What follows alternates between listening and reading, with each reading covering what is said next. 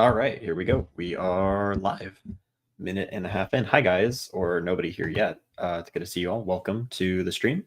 PVK is not streaming today, so I figured I could fill in that time slot. Certainly somebody out there in the corner or elsewhere is looking to be virtually not alone. So here we go. I guess I'll just start by rambling and talking about addressing a comment that came up on one of my videos that unfortunately is really trending that I'm not really proud of anymore at this point. So yeah, part of the we'll get to it. I'll pull it up. Let's see.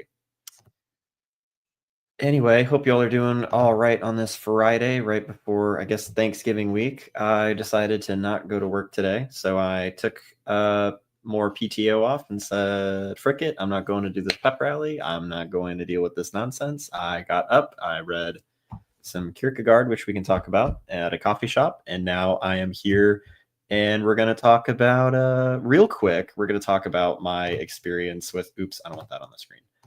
I guess YouTube comments. Here we go. Welcome to the chat. Here we go. There we go. Share screen. There we go. Coffee with Kierkegaard? Yeah, coffee with Kierkegaard. It's pretty good. All right, so there we go. Real quick, before we do anything else, and y'all are welcome to jump into the stream. Oops, let me start the invite link. Copy and paste. Have I experienced Julian yet? No, I've not. I don't know Julian. Is that a particular person I should know about? Here we go. So, comments. Let me pull this up on stage. Yeah, something like that. Okay. Nope. Other way. Nope. It's got to be a better way to do it. There we go. Okay. This is my YouTube channel. I did a video not a long time ago, a couple of months ago. It's called "The Finality of Manga is a Lesson in Storytelling for Western Comics," and people don't like that I kept using the word Western Comics to encapsulate the entire medium here in the West when I was really just talking about DC and Marvel. And so fair enough. This is not a video that, in retrospect, I'm particularly proud of because of this lack of proper nomenclature and terminology. Words matter. And in this case, it really matters to a lot of people. This has been kind of the prevailing discourse on this video. And moving forward, I got to be more careful with how I say things. So this guy, Onan the Barbarian 4842, who I appreciate checking out the content. I guess I came up on his algo, said, not Western comics, American superhero comics made by two mega corporations. That's your problem. Stop obfuscating an obvious issue by pretending corpo garbage represents the entire West. Fair enough. And yes, it's exactly that. It's corpo garbage that's the problem. In every other genre, it's the artists behind the product who are the big names. That's why the people were upset when Kentaro Miura died or Hubert Woolard. This handing off of the reputation of the comic from the artists to the comic itself is the very core of the issue, and it has nothing to do with Western comic culture and everything with American corporate culture. So I don't know why this is the terminology you use, but please stop. There's so much more to Western comics than this corpo garbo, and the most efficient solution to your problem is to just stop reading it and start reading something better. Also, get a better sound setup. YouTube recommended this to me, so you might be on your way to doing well. Good luck. Fair enough. Fair enough. Yeah, I gotta work on that nomenclature because there is some really good stuff out in the West for comics and stuff. And I just do not tap into that necessarily. I did read Paul Pope's 100% recently, and that was pretty good.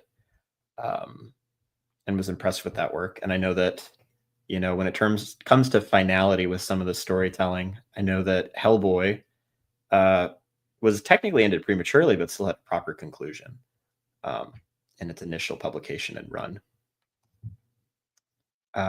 So yeah, comics, words matter. I need to stop conflating Western comics with the big two. Which fair enough, that's on me, like I said. So that's my housekeeping, I guess, this morning / afternoon. I guess it's 12:38 now. Thoughts on the in-call? I don't know if I know what. Yes, Mobius, Black Inkle. I've not read that, and I wish I had. It's on one of my dear friends'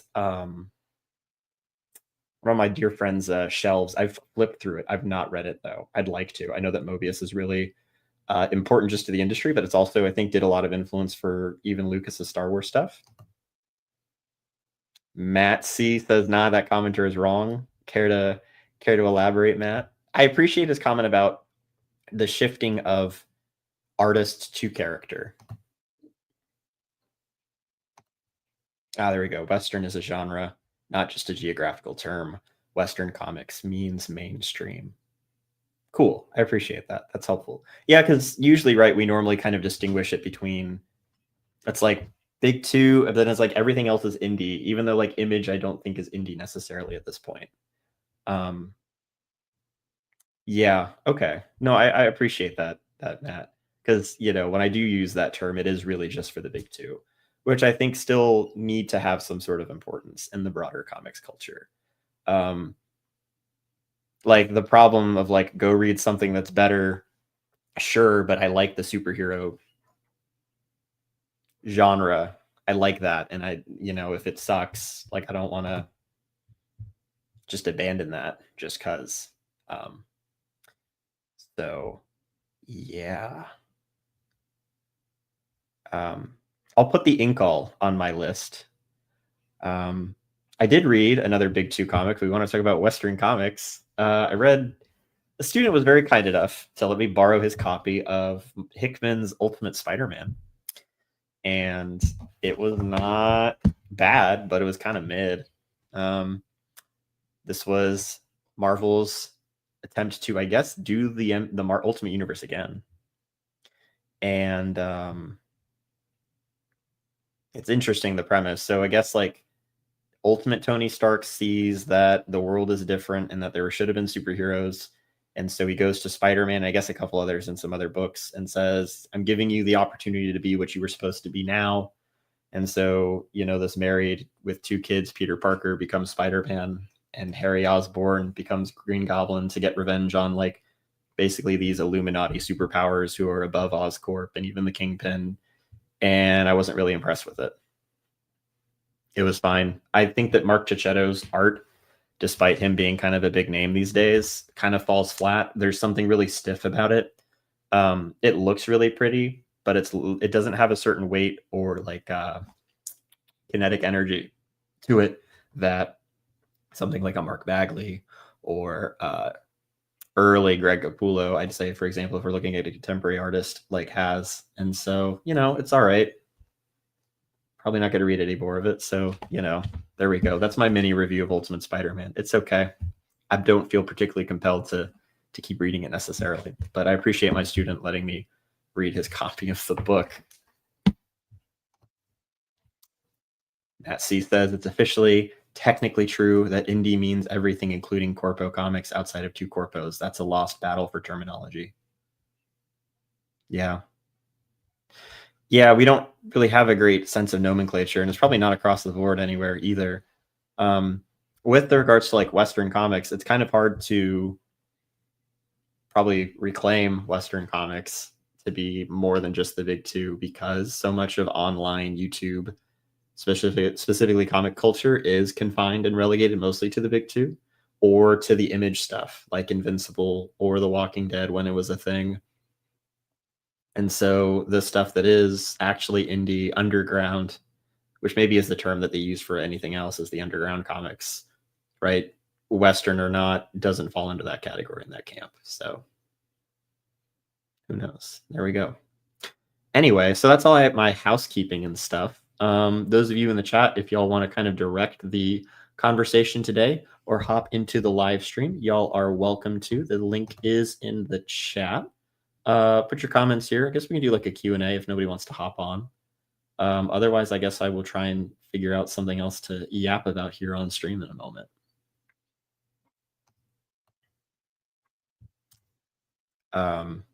Let's see. Because I could talk about Kierkegaard for a moment. Last night I saw a friend and we went to the lovely Corpo. Oh, here, I'll answer Matsy's comment first. Underground is more useful. So is comics with an X, self-published, etc. Yeah, I like those that terminology, and that's already kind of exists in the discourse with my friends and online. When cartoonist kayfabe was the thing a couple of years ago, that was the underground, I think, was the term that was usually used for that. Because that's interesting, because like indie comics is really just Image / Dark Horse, and really not even Dark Horse. So yeah, that's some better terminology. We're cooking something here. Thanks, Matt. Matt knows more about this stuff than I do, because I only eat big corpo garbage, apparently. Anyway, I was at Barnes and Noble, everybody's favorite corpo bookstore, last night, because I guess it's my favorite place to wander around, even though I've been in there a million times. If I'm at the mall, I'm going to Wiregrass. Oops, I just doxed myself. I'm going to Barnes and Noble. I'm gonna look around in that bookstore at the same titles all the time. They had rearranged all the floors, actually, and they'd rearranged the top floor where like the religious section is. Not correcting, just agreeing. Yeah, no, you're good. You're good. I agree with you, as you nod in agreement with me. There we go.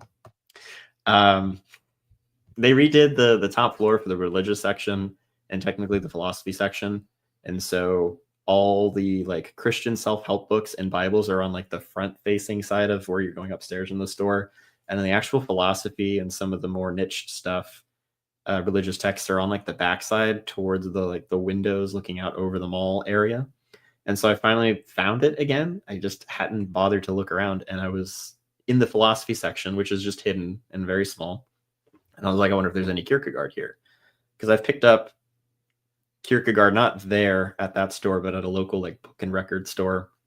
There's some real textbook publication stuff, and because I was in the mood, I guess, to find some more stuff and just buy more books on impulse, and I found Spiritual Writings by Kierkegaard, which I had not seen before, and this is pretty good. Just one kind of like chapter discourse in. He's talking about James 1. I don't know the verse number. James 1:17, right? Saying every good and perfect gift is from above and comes down from the Father of lights, in whom is no change or shadow of turning. And Kierkegaard just spends 20-something pages really like working this verse out to a really sweet kind of full potential, with an emphasis on, I think, ultimately gratitude. This is worth a reread, and this is not me coming from a spot in which I've comprehended much at all of it, but gratitude, I think, for all things helps lead to a better understanding that everything that we give thanks for truly is a good and perfect gift that comes from above. And he kind of goes into some kind of stages or dispositions of the heart that might not understand this verse in its entirety, or misconstrue it, or seek something else from it, or disregard it as a mere kind of blanket statement or some sort of just thing to gloss over. It's sweet. Like it was a really nice read. And the trouble though with Kierkegaard is like the trouble with ya boy St. Paul and I think C.S. Lewis, is that it's very hard to just kind of, not that we should like clip and make kind of trendy or kind of encapsulate, these writings into one or two kind of sentences, but where I'm sending verses, where I'm sending paragraphs or scripts for of the document to my friends, I can't just do maybe one or two sentences and type it out. It's just me sending the whole page. It's really just me being like, please just read this thing, because it's building upon itself, and that which comes after what comes before is heavily contextual, and the payoffs are found in the continuous prose, or not prose necessarily, but just in the writing itself. And so it's not an easy read, and it's not something that I can just like on stream right now just be like, oh, let me jump to a page. Like it would just be me sitting here and like reading the whole thing, which like I guess I could do, but I would like to do a reread of this first section, let alone like finish this text. I was in Barnes and Noble last night reading just an excerpt from it with a friend of mine. We were talking about prayer, and later Kierkegaard goes in and talks about Matthew 6:33.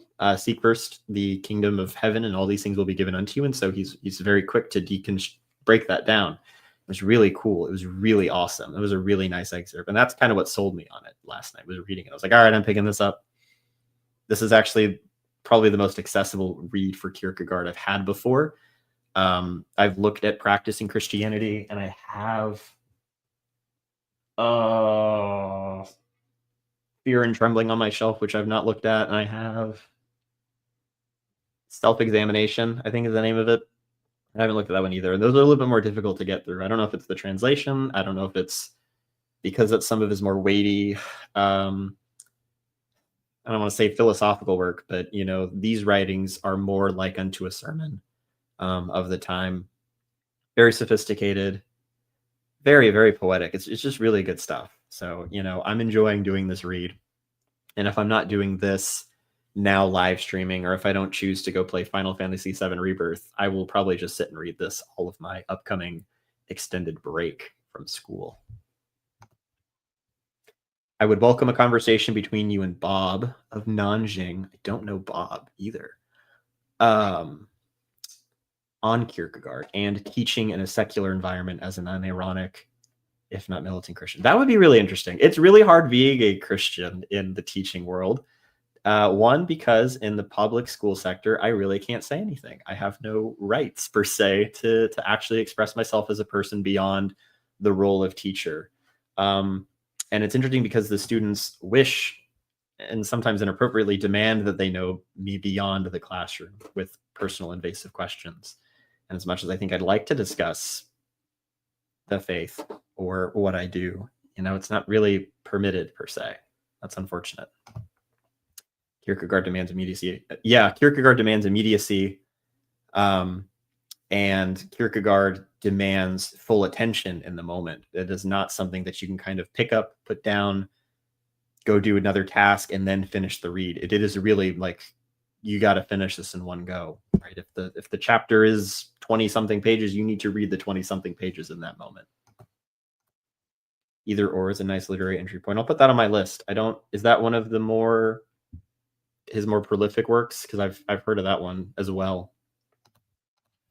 Imagine that in China. Oh my gosh, I can't imagine teaching in China, let alone being a Christian in China. That would be wild, absolutely wild. Yeah, it's bad enough in rural Florida, which is a really interesting kind of very diverse space. The other trouble that I have with teaching in a secular space is, this might sound extreme, but it's almost like pitching your tent at the gate of hell, and you can't actually necessarily do a whole lot explicitly to kind of push back against those gates. And given the culture of the school and of the students, even a lot of the time, it unfortunately feels like, maybe this is an extreme thing to say as well, it almost feels like throwing pearls before swine at times, or giving that which is holy to the dogs. And I'm not even talking about like instruction in anything beyond the academics. I'm just talking about the academics themselves. But that's also the nature of the coursework I have right now. One of the troubles of my class, I don't know if I've said this anywhere here, but this year I'm teaching 11th grade English, but rather than a traditional English 3 course like most schools have, which is a pretty well-rounded presentation of nonfiction and fiction texts and poetry. It's a college level course. All of the students in this county are expected to take a college level composition course their 11th grade year, as opposed to what is most appropriate for my students who are below the level for reading for literacy rates. Many are at a 3rd, 4th, maybe 5th grade level for reading. Students with disabilities, English as a second language. That's my population. And I'm expected to teach them how to write an essay on essentially like an academic scholarship level so that they can get college credit, many of whom don't want to go to college. It's not fun. It was not a fun job. Why I became an electrician. Well, yeah, this is why I'm trying to get out and look for something else to do. Unfortunately, my disposition makes me desire and wish to be,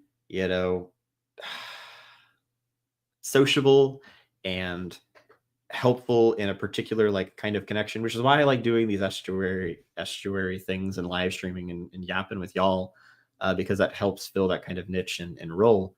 I don't know if I could do the electrician thing unless I could go like yap to my, clients and stuff whenever I pulled up. So I bet being an electrician pays well. My students like to shove it in my face because they're in the trade program. They're like, Mr. Licklider, I'm gonna be. Oh, geez, I just docked myself again. It's okay. They'll be like, when I graduate, I'm going to make more money than you've ever made. I'll be like, great. Thanks for reminding me about the nature of my profession, pal. Appreciate it. I hope you do that because right now your grades suggest you won't do that. It's unfortunate. It's sad. And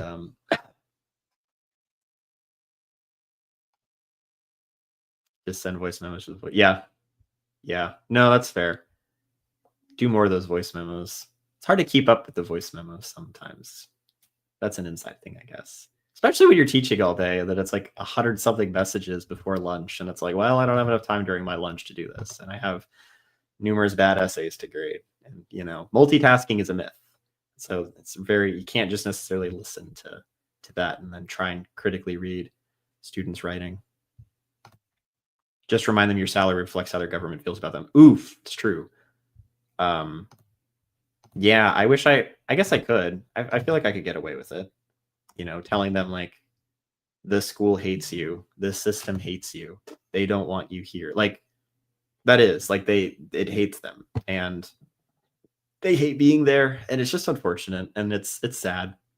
It's a lot of lack of agency in that.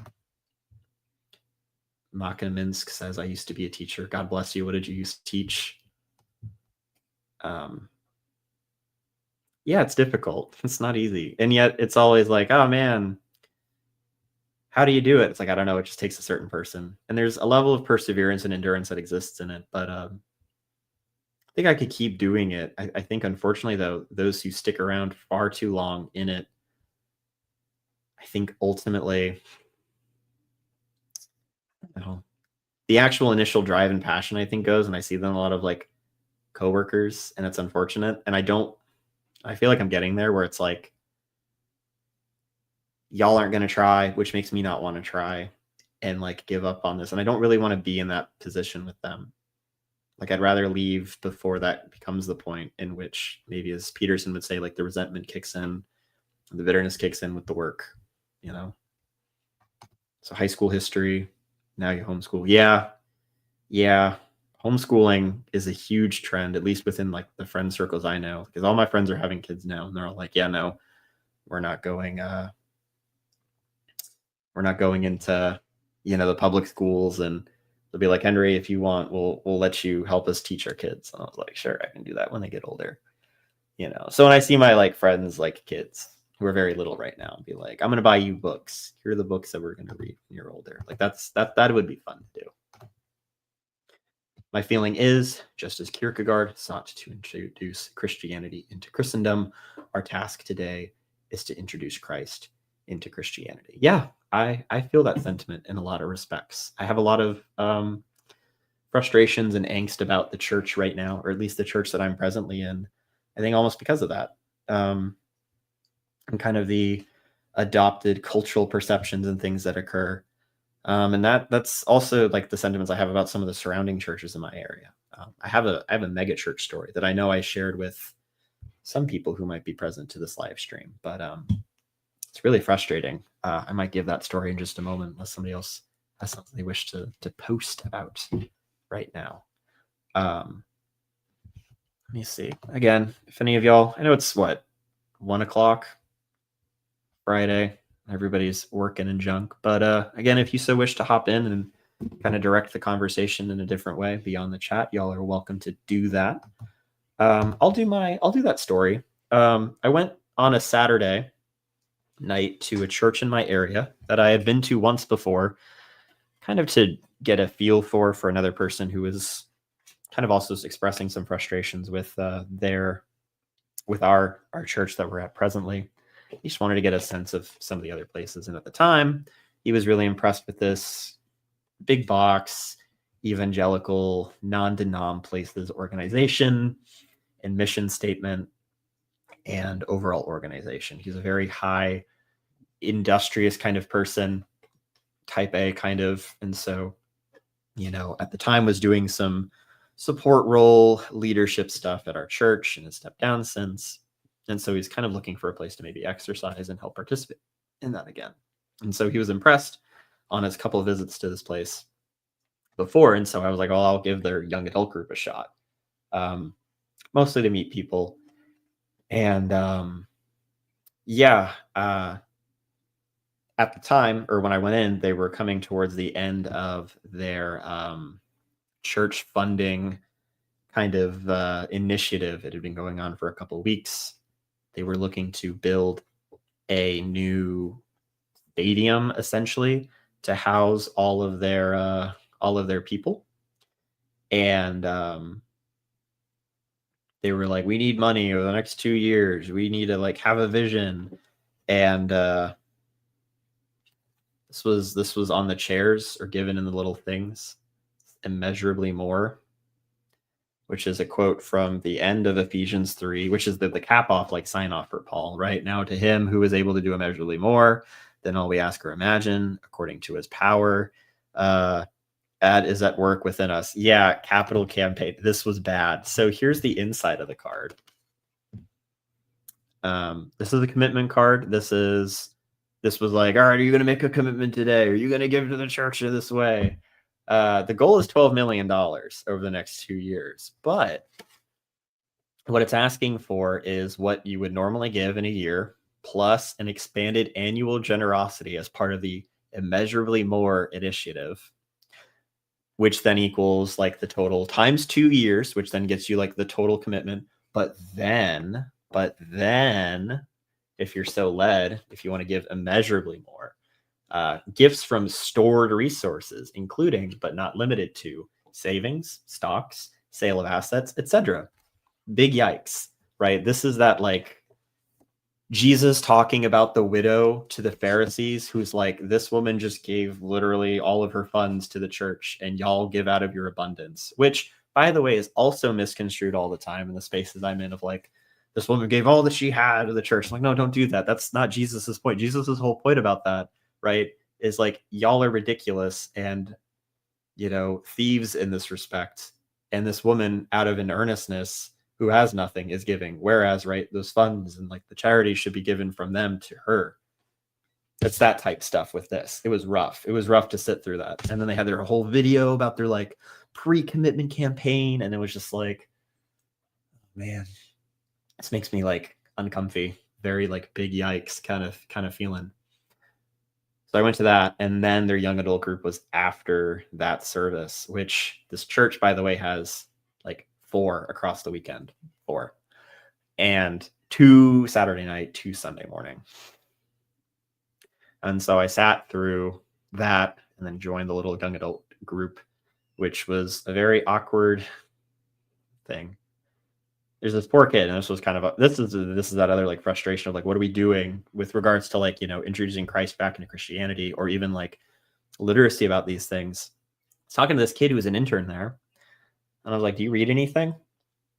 And he's like, I don't really read outside of my Bible. Kid's probably 19, right out of high school pretty much. And I was like, okay. He's like, well, I did read Screw Tape Letters, and I really liked that. And I was like, oh, that's cool. That's a talking point. I can yap about Screw Tape Letters. He's like, yeah, I really like the movie that was based on it. And I was like, a movie? There's a movie based on the Screw Tape Letters. Come to find out, he was talking about a movie, like a horror film, whose name I can't come to mind. It's about just demonic possession and all that. And so he's drawing connections between C.S. Lewis's Screw Tape Letters and kind of some schlocky horror film from the last like 5 years, because demons are both involved in them. And I like, I'm just like, oh, okay. Cause like, I don't know this kid. I don't know this space and anything, but like in my mind, I was just like, oh no, we're not doing a good job of equipping people. Yeah, if you would have given money, they would have sent you more socially skilled people.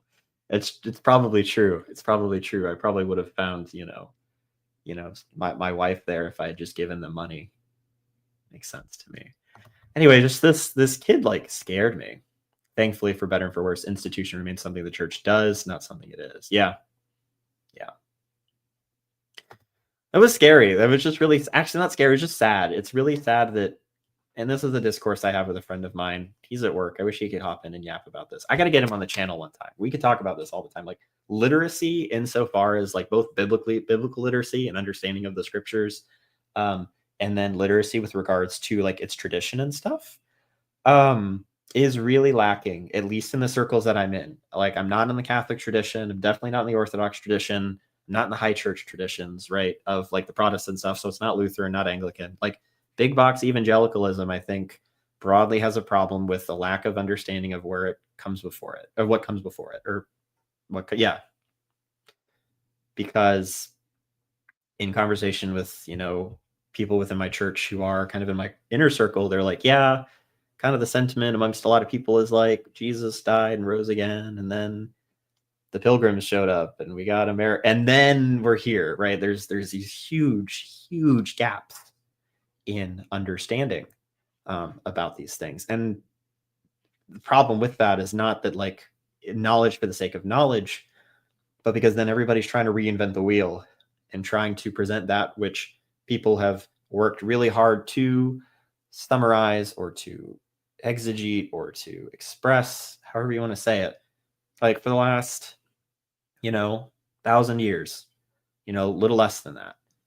And it feels like we have to draw from the well to be novel and new all the time. But when something like Kierkegaard excuse me, who spends 20 something pages just talking about James 1:17 can do it in such a way that's so thought-provoking and really helpful, because it's kind of just been in the back of my mind about kind of some of the stuff that he expresses, and I might read it. Like I'm gonna reread it. Like it was really good. And it's unfortunate that such care and attention to even just one bit of scripture like this does not exist necessarily all the time. Because on the one hand, you have, at least in some of the big box non-denom stuff in my area, very like watered down, kind of just like practical living with a couple of key Bible verses to sort of support it. And on the other hand, we have in a different camp in the space that I'm in, drawn out exegesis that basically just reads like listening to a commentary with some not great anecdotes all the way spliced in between. And the heart or the core of the text is often quite lost in the 45 to 50-minute exegesis. And it's just unfortunate. It's very unfortunate. The church makes me sad. And, it's a struggle. It's a struggle to be there sometimes. So, yeah, that's my church review rant.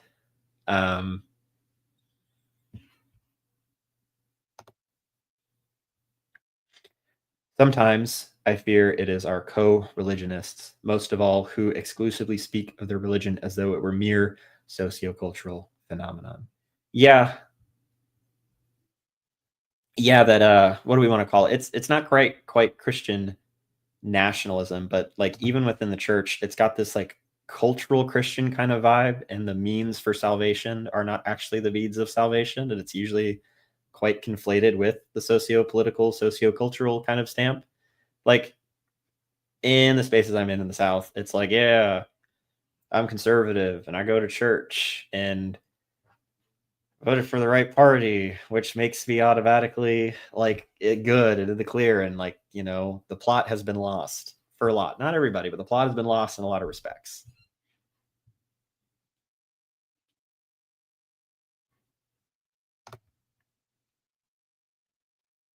From whom all blessings flow. What's up? It's always 10 a.m. somewhere. It is always 10 a.m. somewhere. Won't be watching too much live because I have family over, but glad to see the mantle being taken up. You better show your face, CW. That's his call. Thanks for dropping it, even just for a little bit. So yeah, church. It's kind of sad. Let me see if I can read like a bit of this Kierkegaard excerpt, because he breaks it up in a couple sentiments that all build upon each other, but he breaks them up with kind of key things. Infamous recluse. Well, if you wish to no longer be a recluse to 5 people and me, you're welcome to. If you wish to remain the infamous recluse and just hang out in the chat, sir, you are more than welcome to. Let's see. Oh, here's a really great just line from Kierkegaard with regards just to the verse itself. He said, "These words are so comprehensible, so simple, yet how many people have really understood them? Really understood that they are like a commemorative coin that is more glorious than any other worldly treasure, and yet also a coin one can use in daily life." That's a really cool metaphor for this and for certain verses. It's really sweet, really neat. This is just the kind of like gems, and it's like we don't look at this anymore. I didn't know this existed until they pulled it off the shelf last night at the store. Like it's just wonderful, wonderful stuff. Let's see. You find another really good one, or just part. Again, it's really hard to pull stuff out of context, and I don't necessarily want to because I'm not equipped to provide the context for the section per se. But he starts talking about the answer to doubt is gratitude and repentance. So he's discussing the idea that in gratitude, you begin to discover that which you are thankful for, I think whether consciously or unconsciously, necessarily, that which you give thanks for, whether you realize or not, is a good and perfect gift.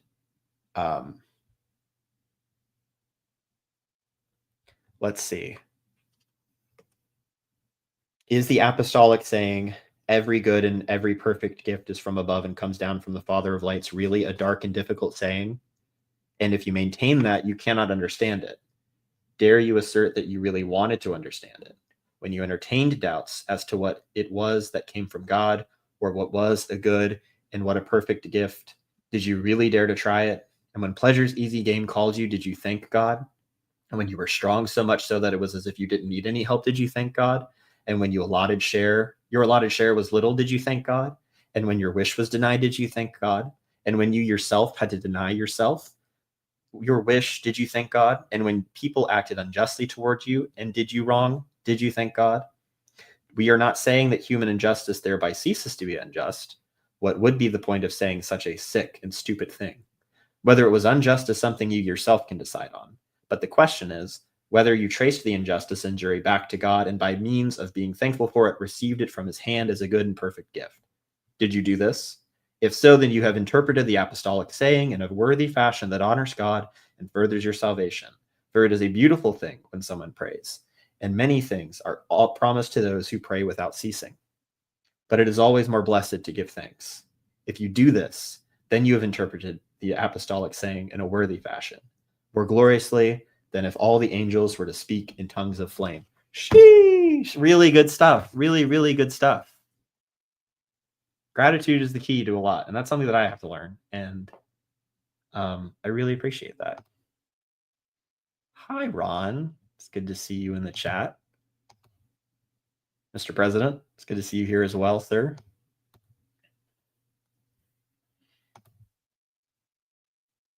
Love and truth are two sides of the same coin in Christianity. This is a currency meant to be given to the poor and not merely flipped. Yeah, there we go. Good stuff.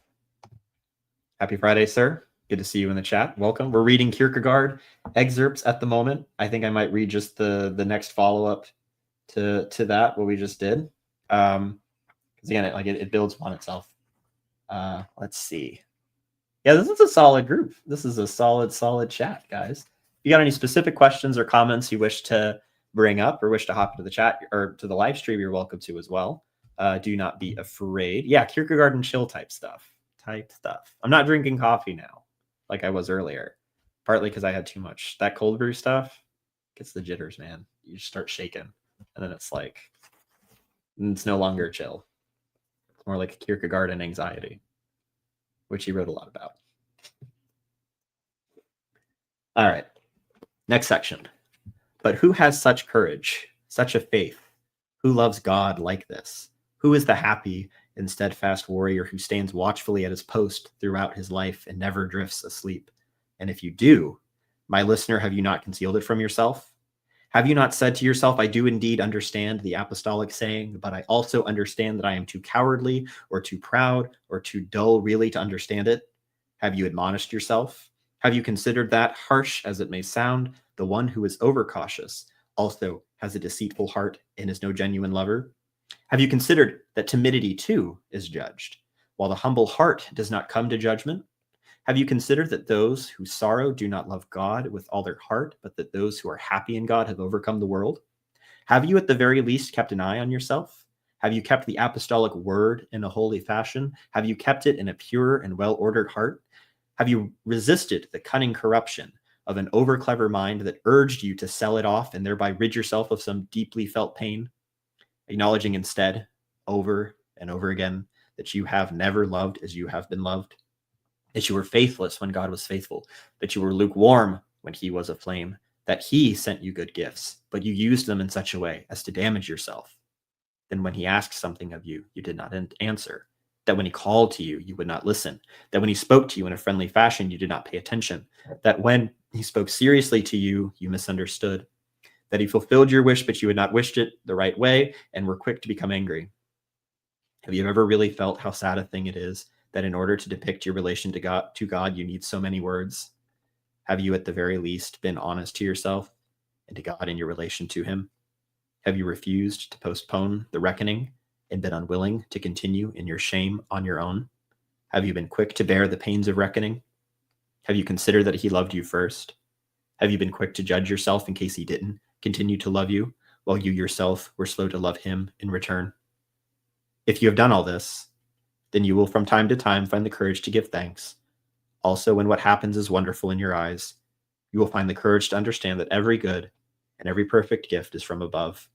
You will find the courage to explain it all in terms of love, and you will find the faith that receives this courage, for this too is a good and perfect gift. Boom. Here we go. Some good stuff. Some really good stuff. I'm going to do a reread of this entire chapter later. Because as chill as it is to drink a coffee in a coffee shop, it's also very distracting sometimes. There's lots of people coming in and out. And,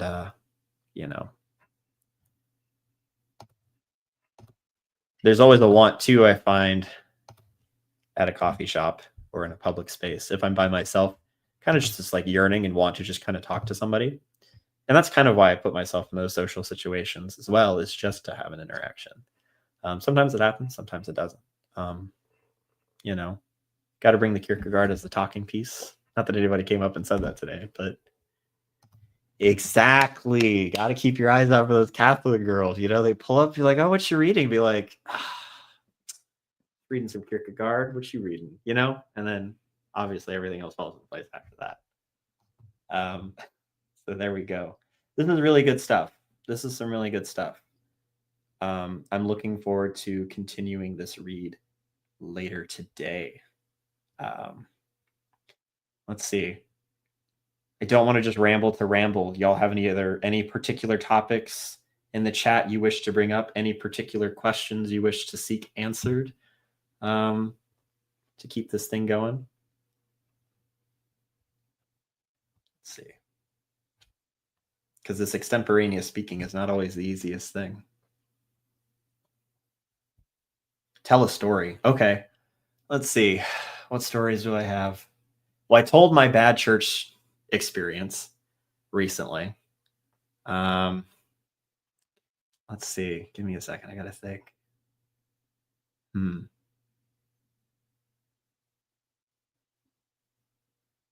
What kind of story do you want to hear? Sam entered the stage.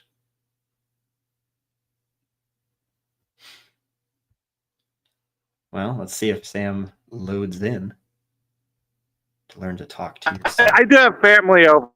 My spoiled poodle, she doesn't want to poop in the backyard, and I think she needed to take a dump. So we're going around the block right now. So I'll be here for a moment.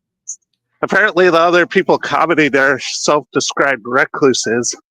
So, yeah. Well, you know what? That's okay. It's a Friday. Sometimes a Friday is a good day to be a recluse. Yeah.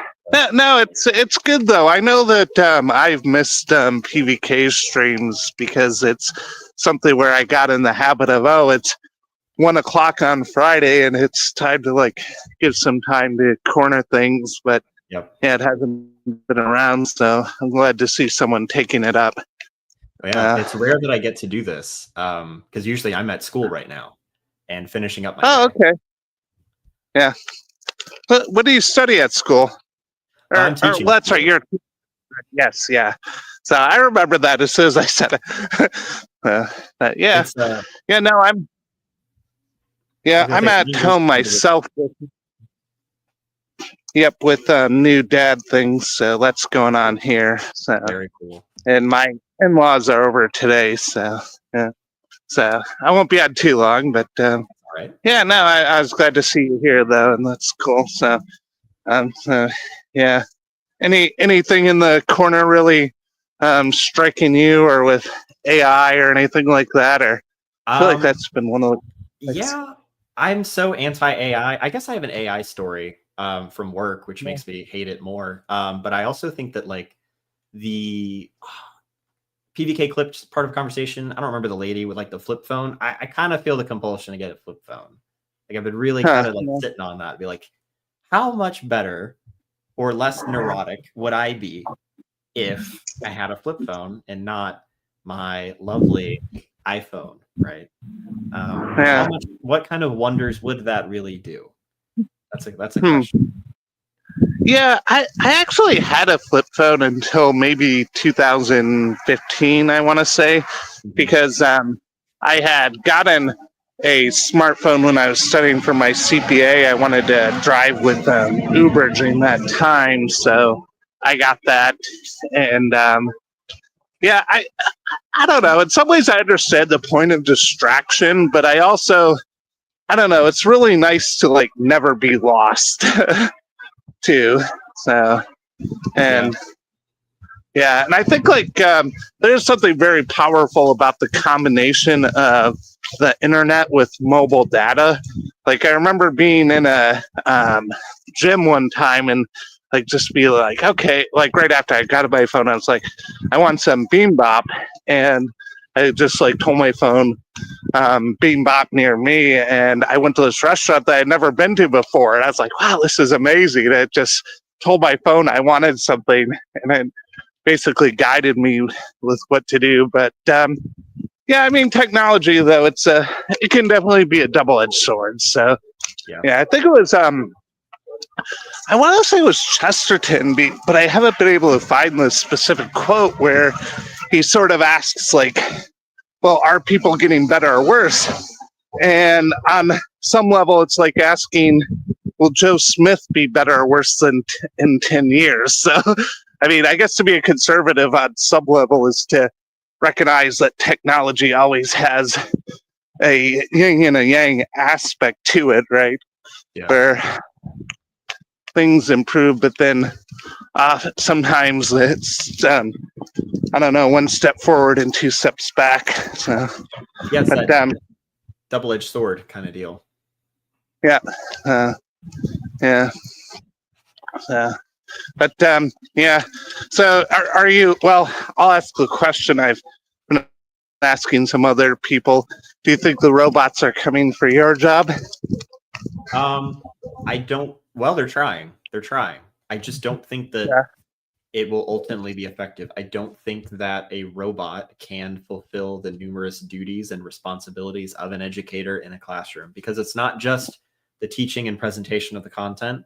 At times I play the role of, dare I say, parents, if not other kind of support figure. There's a lot of attempts to help deregulate or emotionally regulate and de-escalate situations with students. There's relationships that are built within the classroom to help kind of build trust with them so that I can give them the work that they need, that they might be more appropriately behaved in the classroom. A lot of very interpersonal things that a robot cannot do right now. As much as the district wants to give every student Microsoft 365 Copilot to help them guide them in every single activity and task.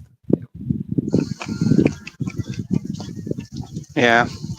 Yeah, I know in watching, it was Neil Daedalus and Rod Hare's conversation about that, I think there's kind of this assumption sometimes, and it makes some sense if you're talking about programming, where if AI can do something, it will.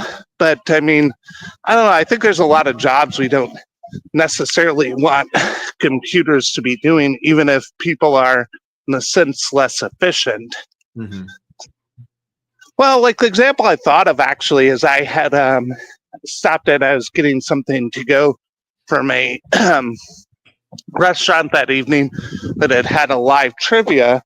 And it's like you could very easily have a computer reading out the trivia. In fact, I mean, a lot of restaurant chains do, right? But there's obviously something that, even though it's more inefficient, that person is adding, right, to the experience. And yeah, I mean, I'm with you. I don't think AI can replace what an attentive and teacher can. So.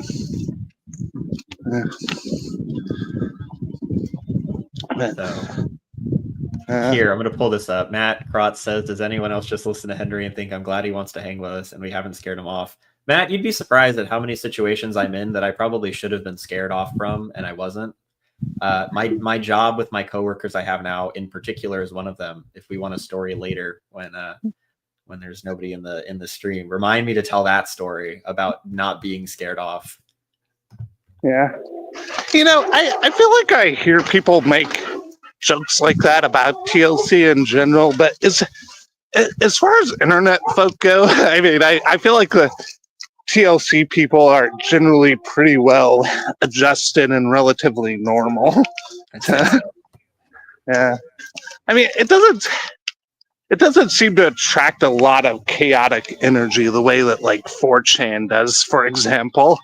Or because I think the telos, right, the thing that binds us is not, I don't know, chaos for the sake of chaos. It's not, we're not well, if we're nihilists, we don't want to be nihilists, right? We're not seeking to kind of encourage that behavior. If it is. Not to oversimplify that, but I think that's part of it.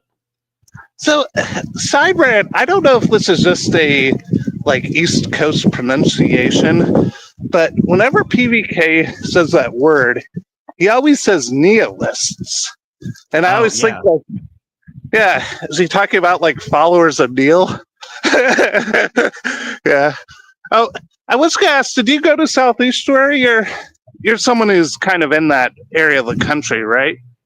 I wish I was going to go to Midwestuary, and then school started like the second week. Like school was like 2 weeks into when Midwestuary was happening, and I was like, I can't do it, because the worst thing you could probably do is leave a week into your classroom management routines and stuff for like 3 days, and I just couldn't do it. Neil was so close to getting me there. Actually, I was so close to hopping in and doing that. And but if you came, Henry, then the extra bedroom that our house had would have been taken when Chad and Anne and Carolyn, his daughter, needed it. So you know what?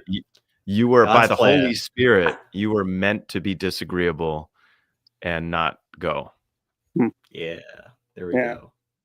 Well, I feel like my job's not entirely dissimilar, where, I mean, if you just look at the hours I work in a year, most people won't be like, oh, Sam's like working an excessive amount, but I feel like I have to be there for things when my office is open and when it's operating there for like deadlines and stuff like that. So I feel like being a teacher is not that different, probably, where you get a decent amount of time off, but then like when you're there, you don't have a lot of flexibility necessarily to be off. It's true. I get a lot of breaks time and certain holidays, and then, I have all of summer, but then events get scheduled at the end of my summer break, not in the middle of it, which would be the most appropriate time. So, that like end of June, beginning of July is almost like the sweet spot of like, I'm finally able to rest and enjoy my break. Because the kind of the stress and all the like shock and whatever, the end of the year is gone. It's like, oh, I can do something fun. Like if things were happening then, I'd be like, yes, give me a ticket to wherever. I'll go and, pitch something. Yeah, the conferences have been kind of late summer and early fall, it seems, for whatever reason. August is not a fall. It's not a summer month for me because because school starts in August, and then my brain, I'm like, well, now it's the fall because school starts in Yeah. the fall. Yeah, exactly. Yeah. And yeah, no, the conferences. Well, I mean, I've heard only good things from South Estuary. I know Midwest Estuary was a lot of fun. So yeah, but, it was scheduled till a tilt though, or yeah, it was 12 hours a day. Yeah, but it was good though. Yeah. So did they rope you into organizing at Midwest Estuary, Neil? I Yeah. did. Yeah. Well, So- Chad did. Well, Yeah. Chad. So Chad was the originator of Midwest Estuary, and before we even knew where it was going to be, he said, "Hey, can you help me?" And I'm like, "You had me at hello," and then our original plan fell through, and Sam Tiedemann and the Chicago crew stepped up, and they're like, "Yeah, we've got business degrees. We know how to handle this." And Chad and I are like, "All right." Yeah. Here's our credit, man. They did a really good job. Yeah. Chad and I was more of like a utility man. Like I filled in all the gaps of things. Like I handled, what did I do? I handled all the merch, like making sure that our merch order got in and choosing. So if you have problems with the merchandise, we ran out of shirts of certain sizes, so that's my fault. Yeah. I think the really small shirts we ran out of because I assumed it was going to be an overly masculine conference, and I also assumed that like most people in this space are larger than normal, and so we sort of scaled up, and that was incorrect. I think we ran out of smalls and Biggie Smalls. I'm not Okay. going to say it 3 times. Yeah, so Chad did all the branding, like basically all of it in terms of the things that were playing during the event. He also manned the booth and the John Wilkes booth, as we christened it. That's a joke. But Sam Tiedemann did most of the organization, and there were Mo Pacheco and one other guy who I won't. The other guy's name is Dan, but yeah, and the 5 of us. It was really good. So like, if Sam ever came knocking and said, "Need your help again," I'd probably say yes. But I just I'm glad we have like a time of calm before the storm. So yeah. Yeah. So hopefully it's not too noisy. There's a little bit of traffic right where I am by now, but it'll go away in like 30 seconds. So, but yeah, Dan Wagonmaker and his wife, they were very generous in hosting me, and they're part of Moises' church too. And when I was in Chicago, not at at Midwest Estuary, yes, but also when I had come like a year before. So yeah, so if you're ever in the Chicago area, I'm sure they'd be more than willing to like have a meal or coffee or something like that. And yeah, they're great people. Yeah. So I wanted to come on and embody the spirit of anti-McMo, if that's okay. Okay. I want to pick a beef with Kierkegaard. Okay. So here's my question. I really do think about this. The question is, all of these famous Christian writers of history, if you met them on the street as a stranger, would they be complete assholes? Like, what would Kierkegaard be like talking about all of his virtue and the night of faith? And if like I just tried striking a conversation, would he look down on me like, who are you? Why are you even talking to me? Don't you know I am the Soren Kierkegaard? This presumptuous, like, how many of these Christian writers, like Chesterton, for instance, would have this air of like, I'm above it all, or would they have pride that they walk the streets just like everyone else at their day and time? And what would they be like to just meet them in person? And that's where I honestly think what we're doing over video is superior, because we have a better sense of the answer to that question through video interaction than we do. Yeah, exactly. I'm coming straight at you, Nick. Yeah. So if I walked up to if I walked up to Chesterton and I said, hey, in all of your guidance toward other Christians, did you ever consider attempting to lose weight yourself?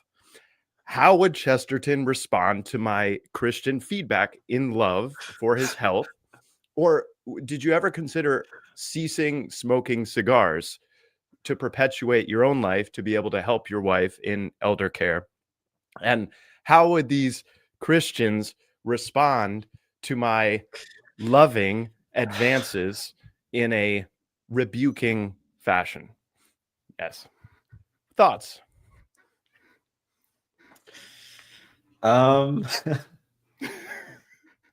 Here we go.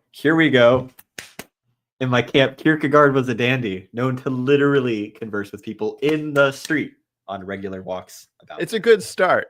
It's a good start.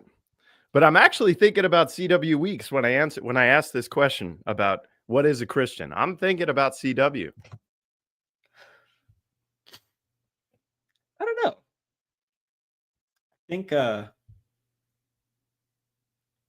I think not that he got brought up. I think that C.S. Lewis might be a definite, maybe positive example. Like if you came across him, I think he'd be pretty chill. But I think that's because of his own very troubled lived experience. And I was talking with a friend last night about what it means to be a theologian, because I was joking. I was like, yeah, my favorite theologians are C.S. Lewis, I guess Kierkegaard, and Jordan Peterson. And I was like, I'm kidding, but I'm technically not. But I was like, what is a theologian but that which somebody who studies God?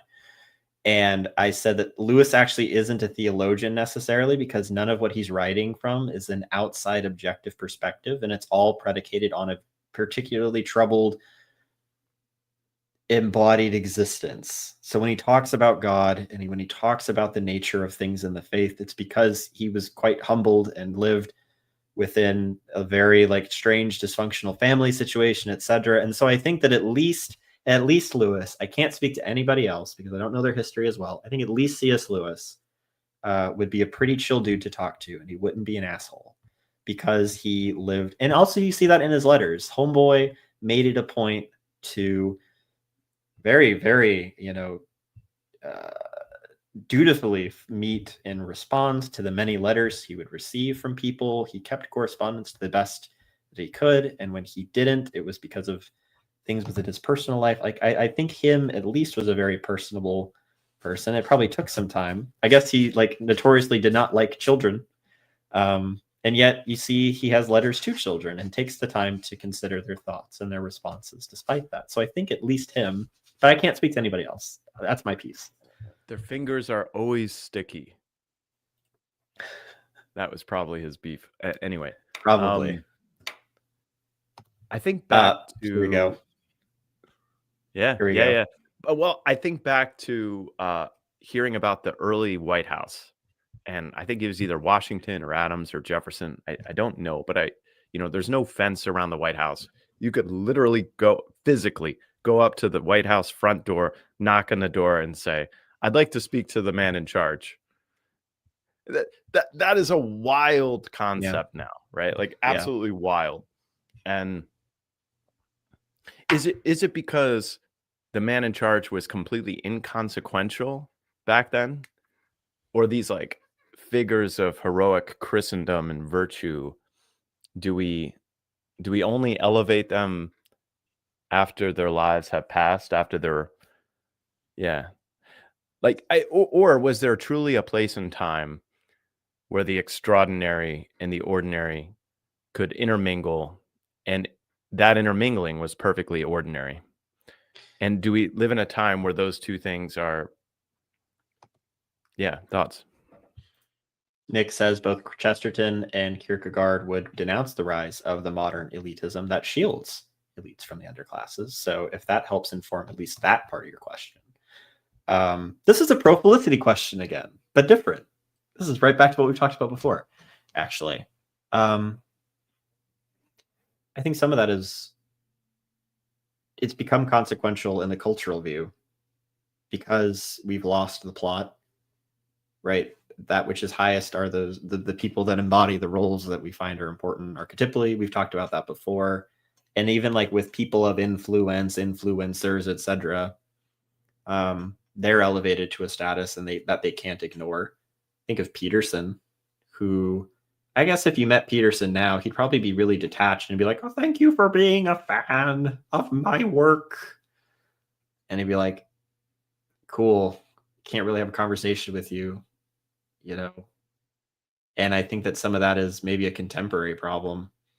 We also like know who high profile people are with like a quick search. It was more difficult to just kind of know everything there is to know and build a parasocial relationship with somebody of important status, even just 50 years ago, 100 years ago, longer than that, And so if you ran into a Kierkegaard in the streets, you probably wouldn't even know that it was Kierkegaard, right?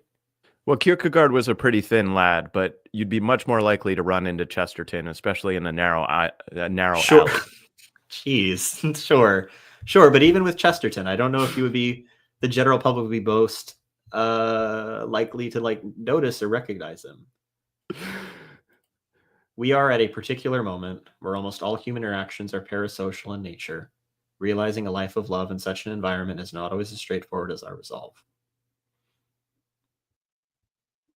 Yeah, I agree. So to that too, I think like, oh, I love when the real person leaks out of the profile accidentally. Or you can be cool and just let the real person be the profile, like me. I don't know. I got nothing to hide. But I feel like I had another point about the Profilicity thing. Maybe I don't. I think in years past that social networks of elites truly had access to greater information than social networks of normies. I actually think the social networks of elites are now more isolated and more removed from real information, more bubbled, you could say, than social networks of normal people. I think that's a really interesting switch that's happened in the last 5 to 10 years, is that elites have cultivated what they see and what they hear to what they want to see and what they want to hear. And it's kind of the reality of the normie, that the normie is inundated. I'm edifying the normie with this speech. The normie is inundated with information that they like, that they dislike, that they have to simply live and navigate through. And I think the elites actually have less accurate information today than perhaps any other time in human history, which is a scary thought, that the elites are kind of unplugged from what's really happening on the ground. So the leadership is, yeah. That makes sense too, because that's that whole discourse that's come up with AI stuff in which these hot tech dev people understand the dangers of that which they're crafting and intentionally keep their own away from that stuff, right? While continuing to serve it to the masses. Like, oh, I know the Palantir is wrong to mess with. I'm not going to use the Palantir. I know its dangers, but everybody else can use the Palantir. That's fine with me because it has no consequence to me.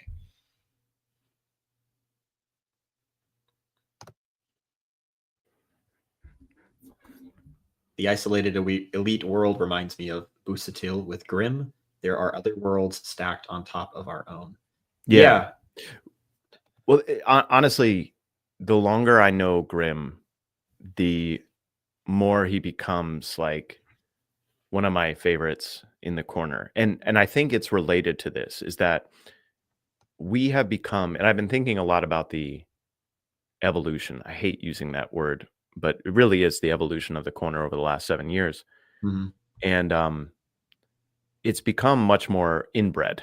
And I think that's the right term for it, is that we're much more recycling our own ideas, and the people that are different than the normal person in the corner is a person of faith, questions about their own tradition, wondering how they fit into the greater scheme of God's overall plan, but has friendships, likes the people in this space, but is trying to navigate it for themselves and their family. That's the normal.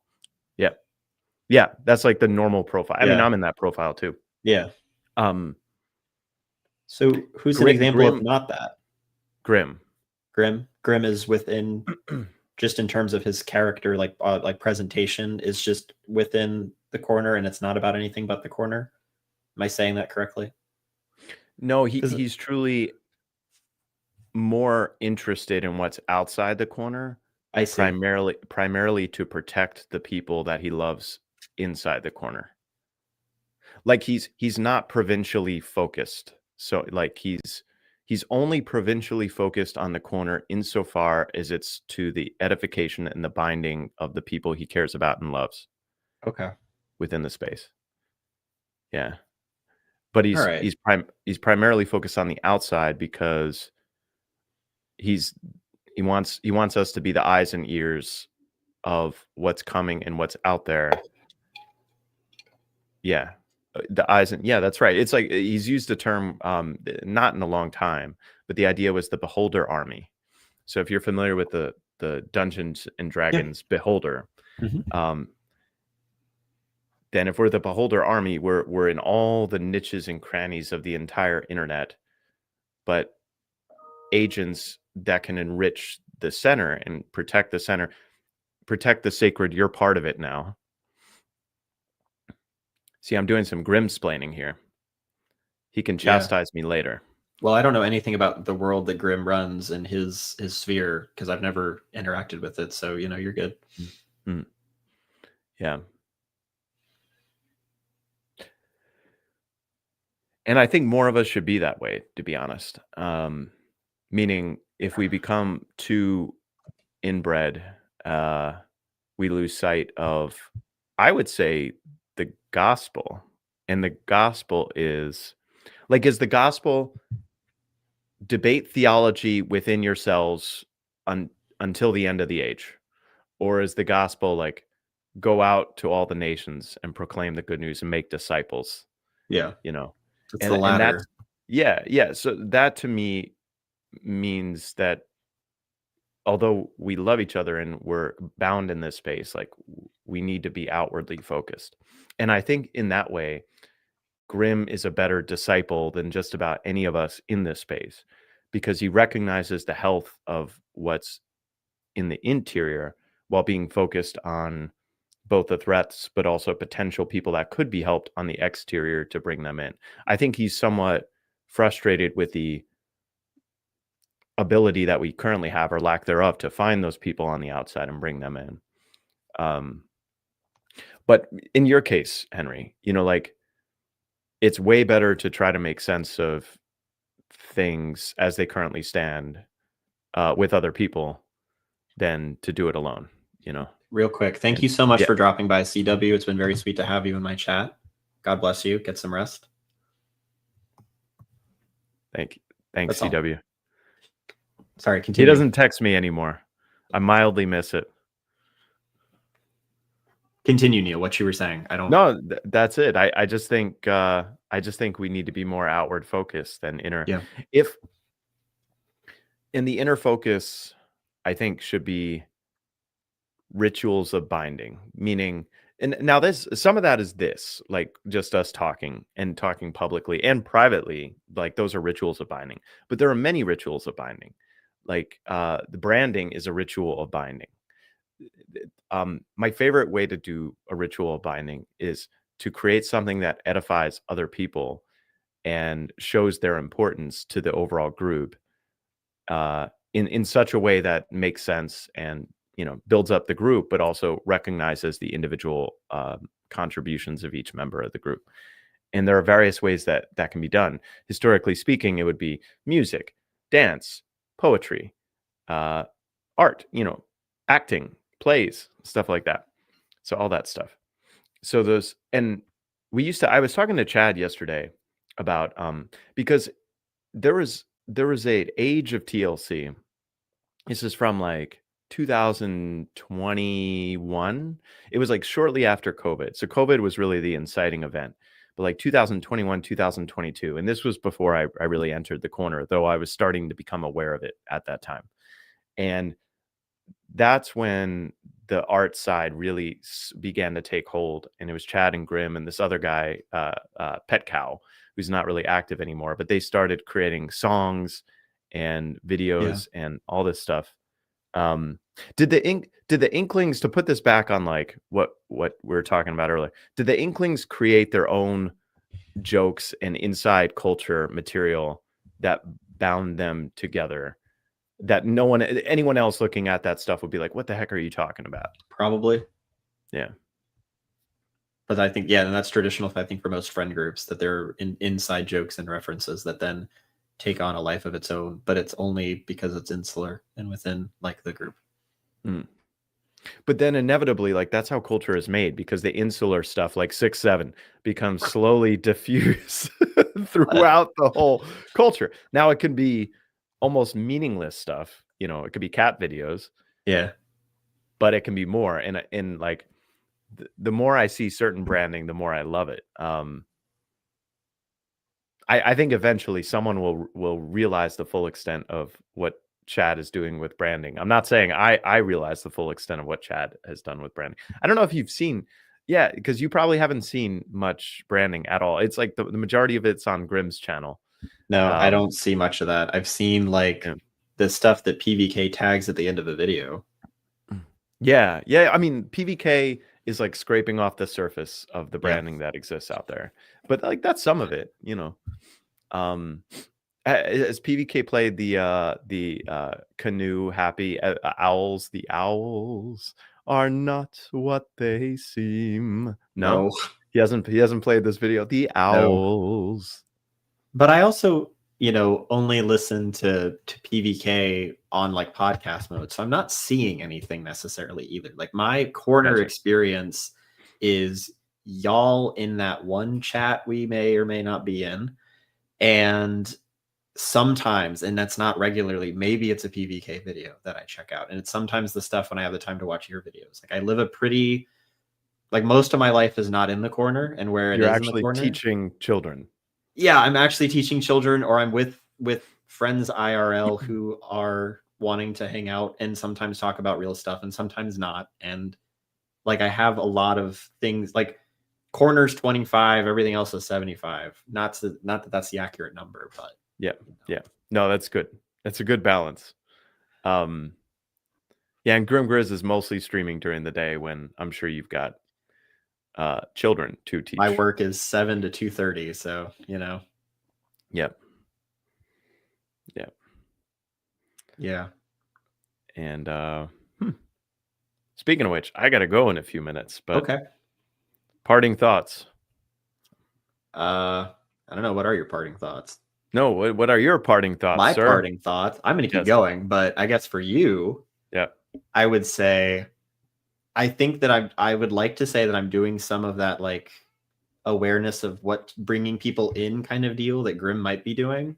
Maybe not to the extent he's doing, but there are people that I run into and encounter that in my personal life that I think could benefit not from the corner as a whole, but maybe some of the stuff that gets brought up. And my brain was like, I wish like maybe they could do it, but it's kind of like a scary, like, oh, this part of my life that I don't really know how to explain. Come on in, kind of deal. Like I find myself, there's one kid who started going to our young adult group who I think would really benefit from some of Pajot's stuff and maybe some of the corner stuff because of his specialized interests in things, and particularly with like film and like storytelling. I'd be like, yeah, he would thrive off of some of this stuff, and this might be good fuel for him. And I just don't know him well enough to be like, so there's this thing that I'm in, if you want to be a part of it, because I don't know him well enough either. But see, that's the on-ramp conversation. We've had the on-ramp conversation going in and out for 8 years, and we still don't know how to do on-ramping into the space. Part of it is just ideas are so inaccessible. Like then we get into the heavy theological stuff. Maybe I'm just not smart enough for Aquinas. Like I just have no interest in reading the Summa Theologica. No, neither am I. That's my friend's comment. My friend's comment all the time is like, are you smarter than Aquinas? Yes. Great. Maybe write your own thing. No, then shut up. Like that's his thing. And now that midwit has been introduced as a term to him with regards to certain theologians and contemporary people, bro, he's like pissed my other friends off so bad, calling Gavin Ortland and others midwits. It's the funniest thing. But like that's that whole like, are you smarter than Aquinas? Yes, no. Are you mystically tied with Christ? What do you mean by that? Yes, like. Well, I think we've been stuck in like we have the high church of the written word because we've been stuck in the written word for like 5,000 years. We're like, Sure. this is the highest form of intellectual purity and celibacy. The highest form is straight from Augustine, city on the hill, brought down sola scriptura from the Lord on high. And it's very Protestant. And now we have this new technology that allows you to actually see someone and intimate and convey more than just like a punctuation mark, like a question mark that didn't exist when the Bible was written. We have way more capacity to convey information. And memes are the tip of the iceberg on that. And it's like the first art of Jesus is graffiti on the wall. That's memes. That's right. But yeah. like the capacity to take all that new stuff and actually make a medium that conveys the feeling, the sentiment, the depth of understanding that's beyond just the participatory and the propositional is we have that capacity to actually be beyond our forebears. No offense to our forebears. We could still be good Christians and be more creative with the mediums that we have. That's my plea. That's my privilege in life. Gotta go. Love you, Henry. Bye. Love you too. Bye, Neil. There we go. Only communication is purely about information transfer. Yeah, I like doing this a lot, and I find myself in friend circles as well, or when I do a creative endeavor. If we're talking about communication of ideas, we're talking about this versus this, right? There's something special, unique about me being able to sit here at my desk and maybe even in real time convey that which I understand to be true or correct, or at least just what the present thoughts are, and then watch that evolution, maybe better documented here than in other spaces, like in the written word. So like Paul, for example, yeah boy, St. Paul, right? Some of his perspective, and I think some of his character as a Christian is kind of tracked within his letters, but it's not always the clearest thing. And if you're really cool and smart and stuff, you're like, yes, the epistles of Paul evolve and culminate in Romans. And you're like, yeah, that's true. But that's not as easily documented as, somebody today being like, oh, here's my thoughts as of November 21st, 2025, and then being able to document that 2-3 years from now. Who was it? Ethan Cahy made a joke when I came into the corner. He's like, man, it's going to be great. Like Henry being in the corner, we can track his arc. We can track his arc and see where he's going. Like that's feasible. That's possible for like you guys in the chat. It's possible for me. And that's quite an impressive thing. That could be an impressive testimony as well, right? In a way that doesn't exist in kind of the written medium. Judging the past as inferior because they don't have question marks is a failure to listen to them well. Got him. With the writing and stuff in mind, I think that what is lost today is some of the craft, eloquence, sophistication of some of the expression of ideas that exist at the time. Like the midwits, like Gavin Ortland, I don't think can articulate the theology that they've, adopted downstream of these people nearly as well as those with whom kind of put in the legwork initially, which goes back to my own problem with my church and other churches around the area. Is because, again, it's that like, let's be novel. Let's not look at what has come before us, almost in that way of like that which came before us is inferior. Or if it's not that which came before us is inferior, it's that which came before us. I don't have the time to read and I don't really want to look at it. And I don't think it really matters. Reading all these books doesn't matter. You can be real well read and not know Jesus. And you can know Jesus and not be real well read, which is like the sentiment I get all the time. Oops, mini rant on that one. Yeah, there we go. Artists are so intimately aware of the constraints that they can turn the scarcity of their form into fullness. Yeah. Here we go.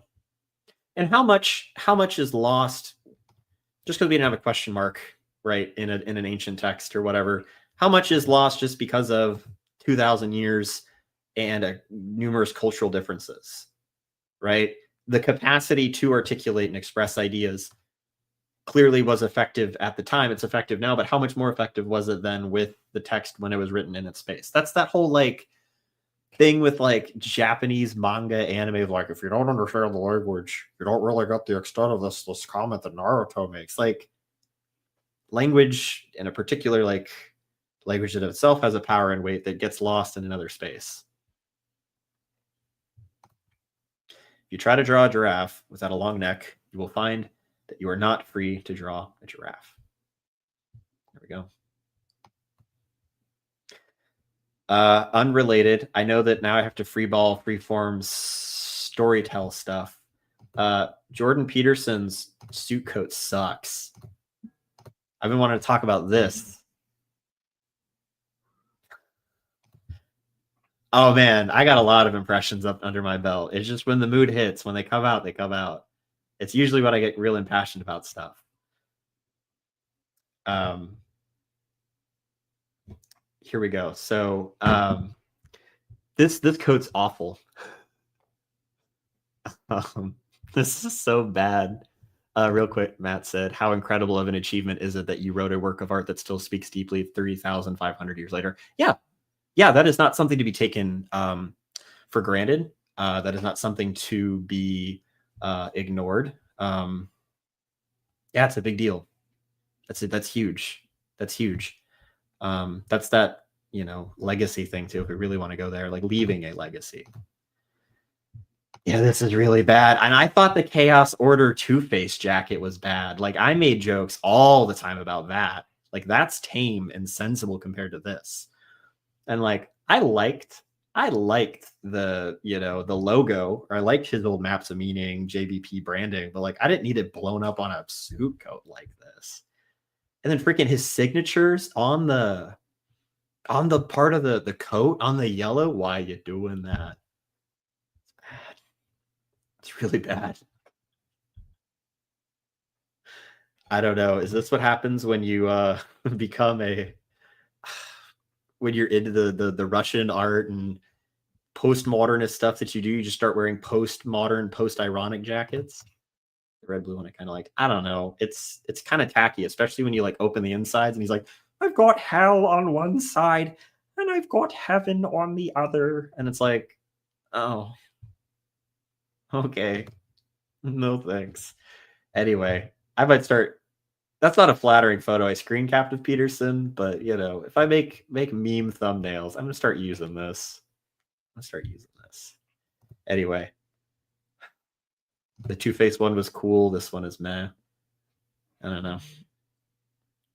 I get the symbol, like the imagery and the symbol behind it, I guess, but the Two-Face just because I'm so inundated with comic books, all I could think is like, all I could think of is freaking Two-Face from Batman and stuff.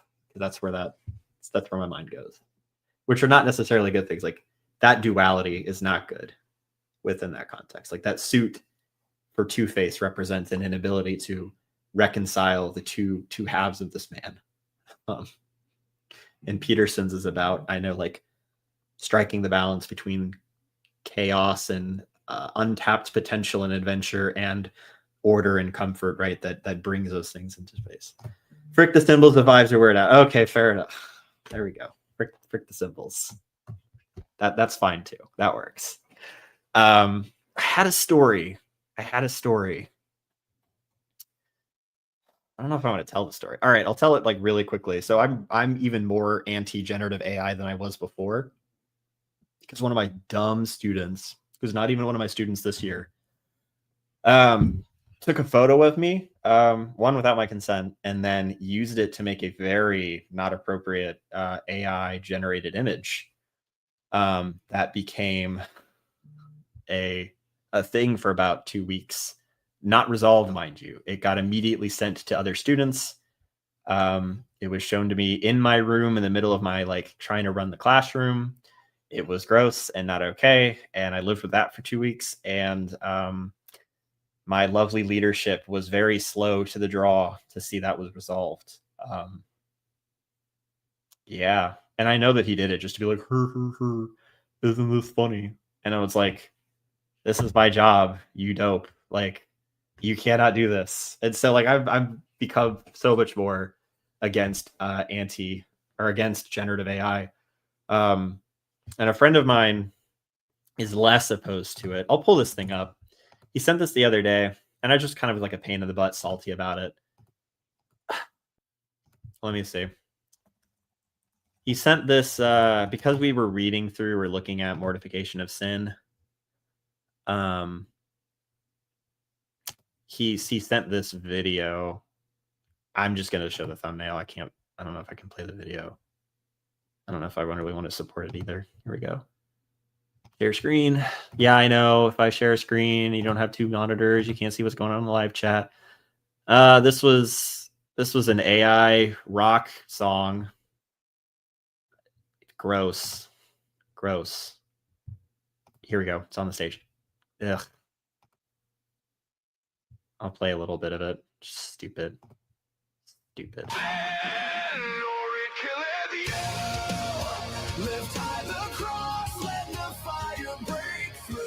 All right, I'm done. And so I just like busted his chops about sending it into my chat, and it was like, "Isn't this cool?" And I was like, "No. Maybe it was cool if somebody actually did it. Maybe it was cool if somebody actually like put in the work to do this." Like, I understand there's a little bit of creativity that goes behind this stuff, but man, I'm so anti all of that as a tool. At both LLMs and then the generative art stuff. No, fam, not about it. Not about it at all. So, yeah, not a good thing. Do you have any thoughts on Skilletgate? What the flip is Skilletgate? Like John Cooper's Skillet? I know Skillet, like the band. I remember listening to Skillet in youth group, and I find that compared to other Christian metal bands now, like that I listen to, kind of weak sauce, there are at least two that are better than I think Skillet. One of them is Demon Hunter.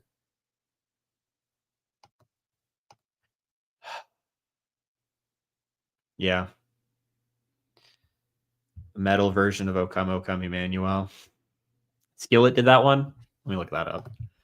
I don't know. There are better ones. If y'all want to listen to what used to be my anthem in college as like I'm depressed and I have to press through in the faith, like Deteriorate by Demon Hunter is in my like probably top 10 songs. That was an anthem I lived by as a prayer. I need a heart that carries on through the pain. When the walls start collapsing again, and give me a soul that never ceases to follow despite the infection within. Dude, that was my anthem. Shoot, you took the words out of my mouth. Wolves at the Gate was the other one I was going to say. Wolves at the Gate is the other one. The Father's Bargain makes me cry. I listen to that thing, and I'm just like, in the car, just... He's right. Like, man. Yeah, no, those are it. Those are the two bands. Demon Hunter and Wolves at the Gate. Mr. President, you got him. Yeah, that's it. People like Annie Crawford are going on about the depraved symbolism of metal Christmas carols. I mean, like, depraved symbolism. What's depraved about it? Is it the imagery of the music videos? Let me look. Because, dare I say, I almost want... I was thinking about this driving somewhere because the Christmas season has hit. And now I can't go to the mall without seeing Christmas decorations and Christmas music. And I'm quite the Scrooge, actually, quite the Scrooge. I hate Christmas music in that season happening preemptively or prematurely. Maybe if we did Advent and maybe if that was a thing in my circles, I would not have a problem with it. But I almost want... I don't know how you do it this year. Like, I almost want my Christmas to be detached from, like, the cultural Christmas. Christmas season is very metal, very dark elements. Slaughter the Innocents. Yeah. This is that Pajot, the sacred. What is sacred, right? There's a sacrifice that comes with such an advent of, like, you know, something like the arrival of Christ, or right, if the nuclear bomb was the sacred thing, right? I would agree. So yeah, how do we make Advent great again? But like, how do we make I don't know. Like, I want my Christmas to be detached from the vibes. Like, I just like reading. It's kind of weird. I was reading Luke, and because I'm going through that in the mornings, and like the text in of itself and the arrival of Christ and the birth of Christ and all that in of itself is not very like Christmassy, like in the way that we do it now, because it's not, and it is very reflective of things found within the Old Testament, like the arrival of the angel to Mary is very reminiscent of, is it? I don't remember her name. Hannah, when it comes to Samuel, like there's things there, and like how, like, but that's lost because we've made it so Christmassy and we've made it so fun, but it's not. And we've already said there's a lot of conflict, but then also dire straits and stuff like that. I just don't. How do you reclaim maybe some of the sobriety of that event? How do we reclaim that? Trying to all have a job during Christmas.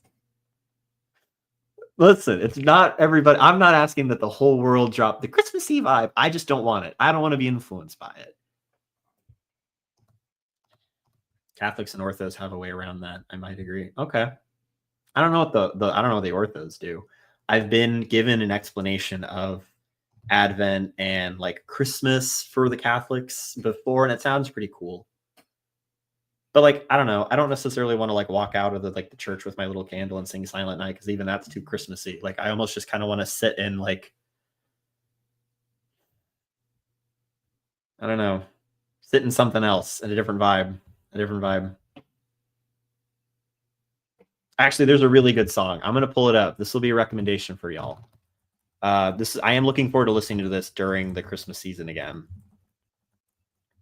I think this is the name of the song. Yes. Okay.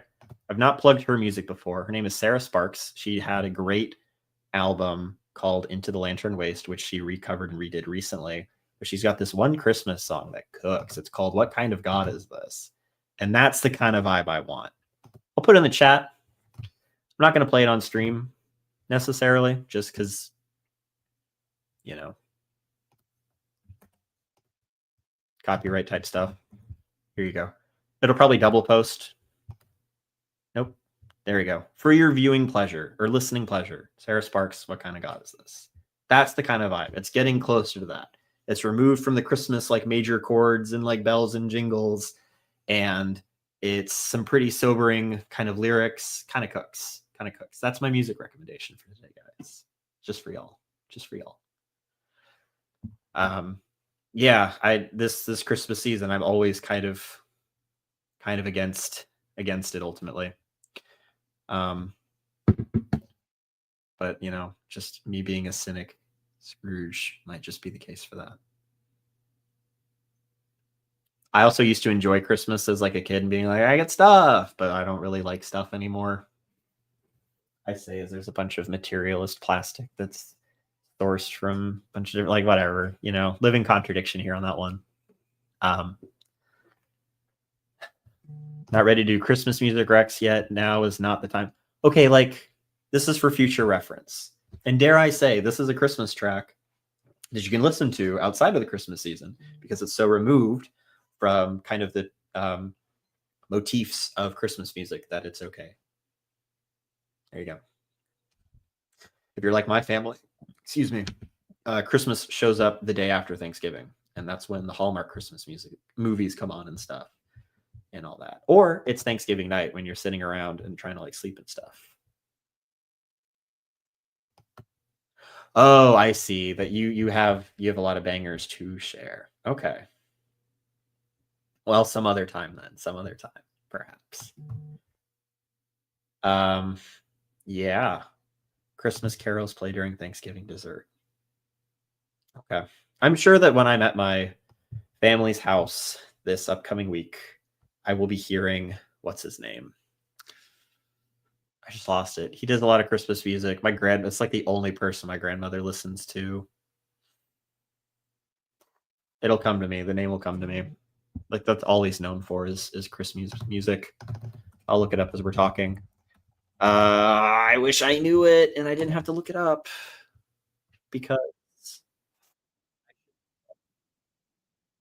here we go. Nope. It's not Dean Martin. I know who Dean Martin is. Oh my gosh.